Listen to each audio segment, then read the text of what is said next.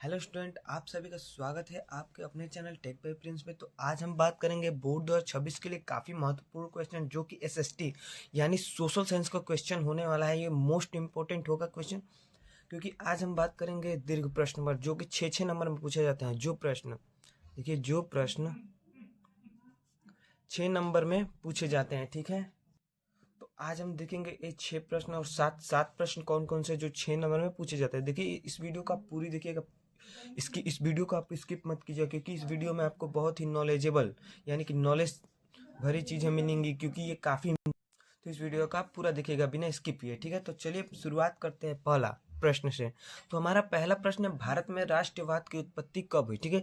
ये very very important question है। देखिए, ये प्रीवियस ईयर के क्वेश्चन जो है ये बहुत इंपॉर्टेंट होते हैं। भारत में राष्ट्रवाद की उत्पत्ति, ठीक है। तो भारत, तो इसका उत्तर देखेंगे, यानी इसका उत्तर क्या होगा। तो देखिए, जिस तरह यूरोप में राष्ट्रवाद का उदय हुआ उसी तरह भारत में भी राष्ट्रवाद का उदय उपनिवेशवाद के विरोध में हुआ। 16वीं शताब्दी में अनेक यूरोपीय कंपनियां भारत आई। देखिए, जो 16वीं शताब्दी थी उनमें अनेक कंपनियां भारत आई, ठीक है, जिसमें अंग्रेज सर्वाधिक प्रभावशाली रहे। 1600 में ईस्ट इंडिया कंपनी की स्थापना हुई।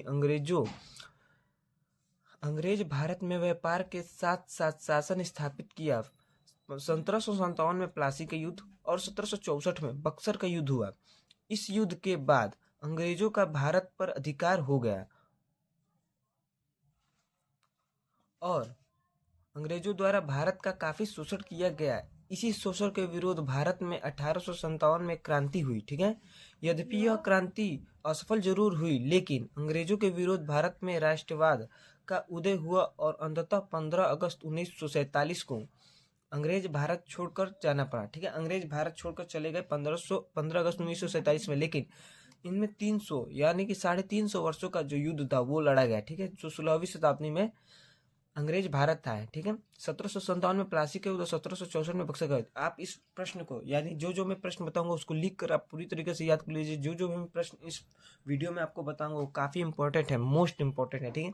आप देखिए, इस प्रश्न से आपको 2-3 क्वेश्चन बन जाएंगे, कि ऑब्जेक्टिव क्वेश्चन बन जाएगा कि आप बताइए कि अंग्रेज भारत में कब आए थे। तो 1600 ईस्वी में आए थे। प्लासी का युद्ध कब लड़ा गया। तो प्लासी का युद्ध 1757 में इसी में मिल जाएगा। बक्सर का युद्ध कब लड़ा गया। तो बक्सर का युद्ध 1764 ईस्वी में लड़ा गया, ठीक है। भारत भारत की क्रांति पहली शुरुआत कब हुई थी। तो 1857 में, ठीक है। ये प्रश्न आपका 2-3 ऑब्जेक्टिव बन जाएगा हर एक प्रश्न से। देखिए, हमारा दूसरा जो प्रश्न है वो है चंपारण सत्याग्रह आंदोलन की शुरुआत। देखिए, आंदोलन, जितने भी आंदोलन हमारे हुए हैं वो काफी इंपोर्टेंट, सारे आंदोलन इंपोर्टेंट है, लेकिन कुछ मैं मोस्ट इंपोर्टेंट आंदोलन लेकर आया हूँ, ठीक है। तो हमारा पहला आंदोलन है चंपारण सत्याग्रह आंदोलन की शुरुआत, ठीक है। चंपारण सत्याग्रह आंदोलन, तो इसका आंसर हो जाएगा चंपारण सत्याग्रह आंदोलन 1917 में शुरू हुआ, ठीक है। भारत में गांधी जी द्वारा चलाया गया यह पहला आंदोलन था, ठीक है। गांधी जी द्वारा चलाया गया पहला आंदोलन कौन था, इसे ऑब्जेक्टिव में आ जाएगा, तो वो था चंपारण सत्याग्रह आंदोलन, ठीक है। पहला आंदोलन था। इस आंदोलन को 3 कठिया आंदोलन के नाम से जाना गया, ठीक है। इस आंदोलन को 3 कठिया आंदोलन के नाम से जाना गया। अंग्रेजों द्वारा चंपारण के किसानों से जबरदस्ती नील उत्पादन कराया जाता था, किंतु नील उत्पादन के कारण किसानों की भूमि बंजर हो रही थी। इस कारण किसानों ने नील की खेती करने से इनकार कर दिया, ठीक है। नील की खेती करने से किसानों की क्या होती, भूमि बंजर हो रही थी, इसलिए किसानों ने इसका विरोध किया। अंग्रेजों के जबरदस्ती करने पर एक आंदोलन चला दिया, जबकि जिसका नेतृत्व, देखिए, आंदोलन चला दिया जिसका नेतृत्व बाद में गांधी जी ने किया और इसे सफल बनाया, ठीक है। गांधी जी ने इसका नेतृत्व किया बाद में और इसे सफल बना दिया, जिससे प्रभावित होकर रविंद्रनाथ टैगोर ने गांधी जी को महात्मा कहा, ठीक है। गांधी जी को पहली बार महात्मा किसने कहा, तो रविंद्रनाथ टैगोर ने। देखिए, हर एक प्रश्न से आपको 2-3 ऑब्जेक्टिव बन रहे हैं और ये काफी मोस्ट इंपॉर्टेंट है, क्योंकि आपको ऑब्जेक्टिव में पूछ जाएगा कि गांधी जी को महात्मा किसने कहा था। तो इस प्रश्न में है गांधी जी को महात्मा रविंद्रनाथ टैगोर ने कहा था, ठीक है। आप हर एक प्रश्न को देखिए और उसको लिखिए और उसको याद कीजिए, क्योंकि ये वीडियो काफी इंपॉर्टेंट होने वाला है जो भी क्लास 10 यूपी बोर्ड 2026 में पेपर देंगे सोशल साइंस का। देखिए, ये हमारा तीसरा प्रश्न है और ये भी इम्पोर्टेंट है, छोटा सा है लेकिन ये इम्पोर्टेंट है, ठीक है। प्रश्न है, चिपको आंदोलन किस चीज से संबंधित है, ठीक है। जो चिपको आंदोलन हुआ था वो किस चीज से संबंधित है। तो चिपको आंदोलन का संबंध पेड़ों की कटाई से है। चिपको आंदोलन का संबंध पेड़ों की कटाई से है। सुंदरलाल ब्रह्मुड़ा द्वारा उत्तराखंड के चमोली जिले में इस आंदोलन को चलाया गया था। देखिए छोटा सा प्रश्न है लेकिन इसमें से ऑब्जेक्टिव बन जाते हैं और ऐसे प्रश्न पूछे जाते हैं। इसको आप ध्यान से देख लीजिएगा और लिख के याद कर लीजिएगा। देखिए हमारा चौथा प्रश्न है और ये मोस्ट इम्पोर्टेंट है, इसको तो आप बिल्कुल भी इग्नोर मत कीजिएगा, ये मोस्ट इम्पोर्टेंट होने वाला है, ठीक है। क्योंकि इस प्रश्न में है जलियांवाला बाग हत्याकांड को विस्तृत कर, ठीक है। जलियांवाला बाग एक बहुत ही दुखद घटना थी और ये मोस्ट इम्पोर्टेंट है क्योंकि ऐसे प्रश्न, ये प्रश्न परीक्षा में, बोर्ड की परीक्षा में पूछे जाते हैं, ठीक है। तो जलियांवाला बाग हत्याकांड को विस्तृत करें, ठीक है। तो इसका हल देखते हैं, उत्तर देखते हैं। पंजाब के लोकप्रिय नेता सैफुद्दीन किचलू और डॉक्टर सत्यपाल को रोलेक्ट एक्ट के तहत, ठीक है, जो रोलेक्ट एक्ट उस वक्त चल रहा था उसके तहत गिरफ्तार कर लिया गया। अंततः 13 अप्रैल 1919 को वैसाखी के दिन एक अमृतसर के जलियांवाला बाग में एक शांतिपूर्वक मीटिंग चल रहा था जहां हजारों की संख्या में लोग एकत्रित थे। वहीं बिना किसी सूचना के जनरल ओ डायर अपने कुछ सैनिकों के साथ पहुंच गया और निहत्थे लोगों पर गोली चलाने का आदेश दे दिया, ठीक है, जिसमें हजारों की संख्या में लोग मारे गए। इनके विरोध में रविंद्रनाथ टैगोर ने अपनी नाइटहुड की उपाधि दे दी।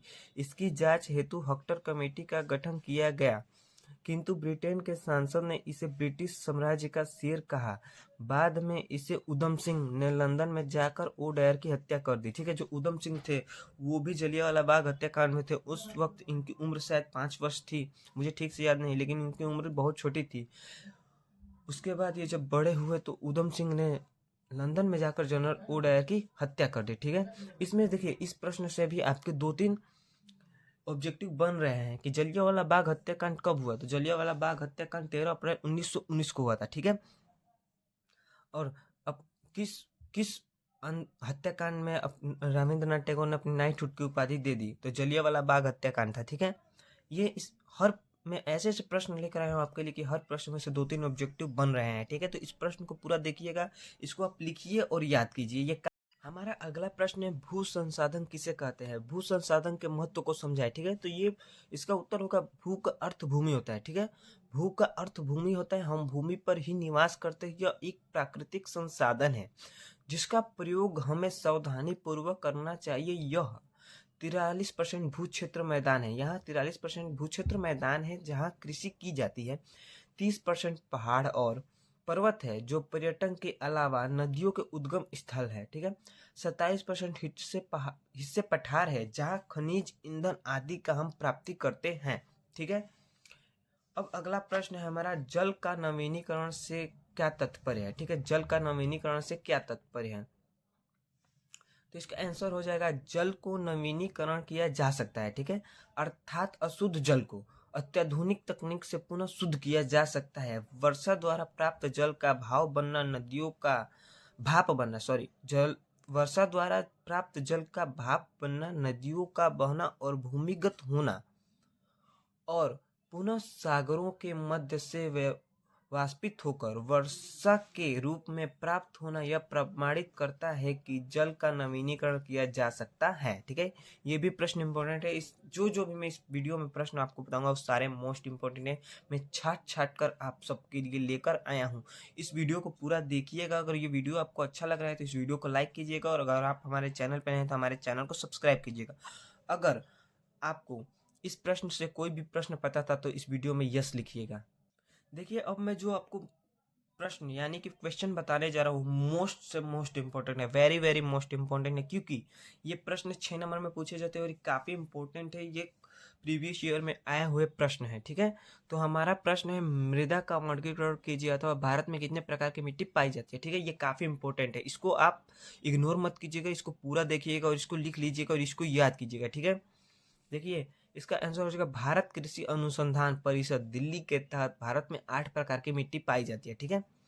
भारत कृषि अनुसंधान परिषद दिल्ली के तहत भारत में 8 प्रकार की मिट्टी पाई जाती है। हमारा पहला प्रकार की मिट्टी है वो है जलोढ़ मिट्टी, ठीक है।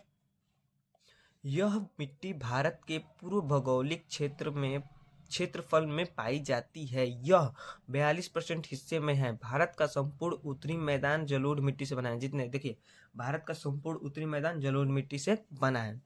इस मिट्टी का निर्माण सिंधु, गंगा और ब्रह्मपुत्र नदियों के द्वारा लाए गए निक्षेपण से होता है। यह मिट्टी बहुत ही उपजाऊ होती है। धान, गेहूं, जौ, तिलहन आदि का उत्पादन किया जाता है। ठीक है, जलोढ़ मिट्टी में जौ, तिलहन आदि का उत्पादन किया जाता है। ठीक है, हमारी दूसरी जो मिट्टी है वो है काली मिट्टी। ठीक है, काली मिट्टी, काली मिट्टी, इस मिट्टी का निर्माण ज्वालामुखी उद्गार के कारण हुआ है। ये मिट्टी अधिकांश महाराष्ट्र, गुजरात आदि राज्यों में पाई जाती है। इसे अत्यंत कम जल की आवश्यकता होती है। इसमें विशेष रूप से कपास उत्पादन किया जाता है। इसे कपासिया मिट्टी भी कहा जाता है। लोहा और एल्युमिनियम के कमी के कारण इसका रंग काला होता है। ठीक है, काली जो मिट्टी होती है उसमें लोहा और एल्युमिनियम की कमी होती है, इसलिए वह काला होता है। ठीक है, इस वीडियो को आप पूरा देखिए और इसको याद कीजिए क्योंकि ये काफ़ी इंपॉर्टेंट है। ठीक है, लोहा और एल्युमिनियम के कमी के कारण इसका रंग काला होता है। ठीक है, अब हमारा अगला प्रश्न है, अगली मिट्टी है तीसरी लाल मिट्टी। ठीक है, जो लाल मिट्टी, यह पठारी भूभाग पर पाई जाती है। लोहा एवं फास्फोरस के अधिकता के कारण इसका रंग लाल होता है। छत्तीसगढ़, मध्य प्रदेश, आंध्र प्रदेश में यह मिट्टी अधिक मात्रा में पाई जाता है।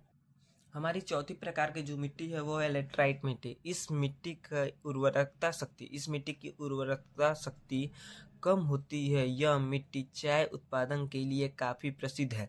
तो देखिए यहाँ से भी आपका ऑब्जेक्टिव बनेगा कि किस मिट्टी में चाय उत्पादन किया जाता है, तो वो है लेटराइट मिट्टी। ठीक है, यह अधिकतर असम और केरल क्षेत्र में पाया जाता है। ठीक है, इसलिए उधर देखते हैं कि असम में ही सबसे ज़्यादा चाय उत्पादन किया जाता है, असम केरल में। ठीक है, तो देखिए अब हमारा अगला जो मिट्टी है वो है पर्वतीय या वन्य मिट्टी। इसे वन्य मिट्टी के नाम से जाना जाता है। इसमें जीवाश्म की अधिकता पाई जाती है। ठीक है, ढलानों पर होने के कारण यह बागानी फसल के लिए महत्वपूर्ण है। जम्मू कश्मीर, उत्तराखंड आदि क्षेत्रों में पाया जाता है। ठीक है, ढलानीय मिट्टी जो पर्वतीय या वन्य मिट्टी होती है वो ढलानी क्षेत्रों में पाई जाती है। तो जम्मू कश्मीर, उत्तराखंड में ये अधिक मात्रा में पाई जाती है, यानी आज पाया जाता है। ठीक है, अब हमारा अगला जो मिट्टी है वो है मरुस्थली मिट्टी और ये हमारा 6वां प्रकार है। ठीक है, मरुस्थली मिट्टी, यह मुख्यतः पंजाब, राजस्थान, गुजरात आदि क्षेत्रों में पाया जाता है।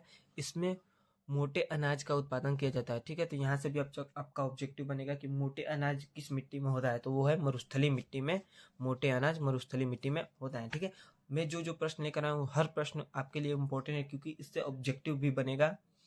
ऐसे प्रश्न से ऑब्जेक्टिव भी बनते हैं। देखिए मैं बता रहा हूँ कि कैसे ऑब्जेक्टिव आ सकते हैं हर प्रश्न से, तो इस वीडियो का पूरा देखिए, लिखिए और याद कीजिए, काफ़ी इंपॉर्टेंट है, इसको इग्नोर मत कीजिएगा।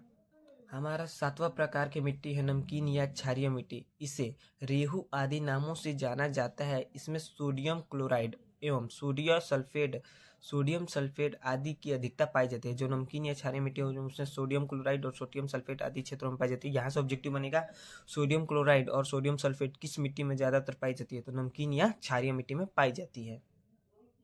अब हमारा 8वां और लास्ट प्रकार की मिट्टी है और ये हमारा लास्ट प्रश्न भी है, पीट या जैविक मिट्टी। देखिए 8वां प्रकार की मिट्टी है पीट या जैविक मिट्टी। ये कहाँ पाई जाती है? दलदलीय क्षेत्रों में जैविक पदार्थों के जम जाने से इस मिट्टी का निर्माण होता है। यह मुख्यतः रूप से सुंदरवन क्षेत्रों में पाया जाता है। ठीक है, ये सुंदरवन है। ठीक है, सुंदरवन क्षेत्रों में पाया जाता है। तो इस वीडियो का पूरा देखिए, अगर इस वीडियो से आपको थोड़ा भी नॉलेज मिला हो तो इस वीडियो को लाइक कीजिएगा और अगर आप हमारे चैनल पर है तो चैनल को सब्सक्राइब कीजिए। अगर इस प्रश्न में से जो भी मैं आपको बताया उस प्रश्न में से आप एक भी जानते तो